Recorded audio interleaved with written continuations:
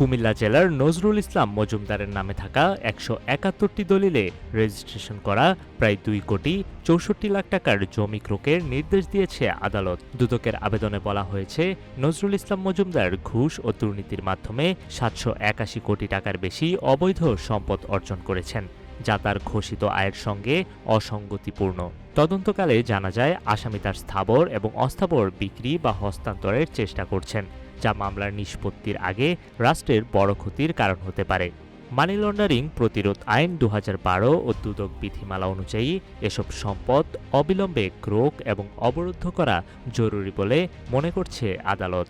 দুদকের ভাষ্য, শ্রমিকদের বেতন ও পাওনা পরিশোধের কথা বলে নজরুল ইসলাম মজুমদার সম্পদ বিক্রির চেষ্টা করছিলেন।